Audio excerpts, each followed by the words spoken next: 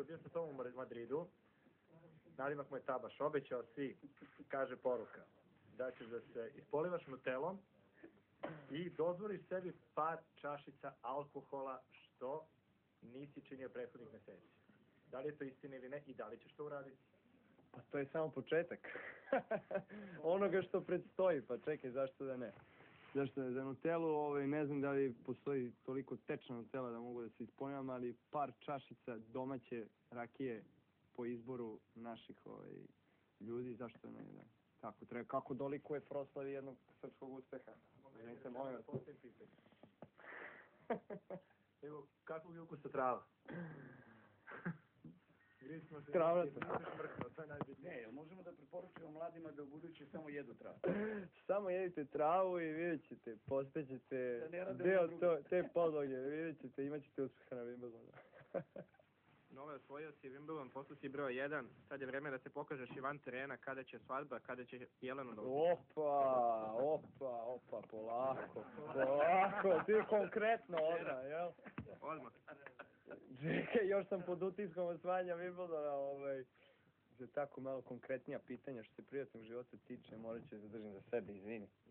To ću onako odlučiti kasnije. Čime ćeš sebe da častiš? Rakijom, Bože moj. Rakijom i dolaskom u Srbiju, proslavom sa našim narodom. Nadam se da će biti neke proslave, ne znam. Molim? Do Beograda i Sutra. Definitivno sutra dolazimo. Što ovdje imate nešto u 10:30? Imamo, da, ali popodne ćemo biti tamo i eto, nadam se opet jednom lepom dočeku. Ja iz zadnjeg reda... A vi ste tu, da. Iz drugog plana. Obično krave i ovce pasu travu. Nikad nisam vidio lava da paže. Hvala, kompliment. Ne, ovo na lav pasu travu. No, pošto nama treba i tona malo, daj nam opiši cijeli tok meča, gdje su bili ti prelomni momenti? Misli su bile u meču, samo u meču, jer gledao sam da na neki način budem skoncentrisan do posljednjeg poena, jer nisam smeo da dozvolim šampionu kao što je Nadal da se vrati u meč, jer on to radi najbolje na svetu, on je veliki borac, ne predaje se nikad, međutim uspeo sam da ostanem sabran i emotivno stabilan kada sam trebao i da odigram najbolji tenis onda kada je najviše trebao. Ja sam neki dan vidio onaj mali insert sa intervjua na televiziji, mislim da je to bilo, imao si koliko, 9 godina, 8-9 godina. Kad si tada rekao da ćeš biti prvak, ili se to odnosilo na Wimbledon ili zajedno i na Wimbledon i na broj 1 u svijetu i sve ostalo.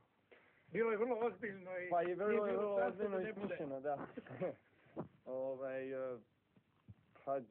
I tada sam sanjao, tako kažem, nisam verovao jer tada nisam znao kako se zovem, da sam još bio mlad. Ali sam sanjao da budem broj 1 na svetu i pobjednik Wimbledona. To se ostvarilo u 3 dana. Vi nađete najbolju moguću reč koja može da opiše osjećanje koje imam trenutno. Fenomenalno, fantastično, istorijski. Teško. Hvala. Hvala. Bravo, majstore!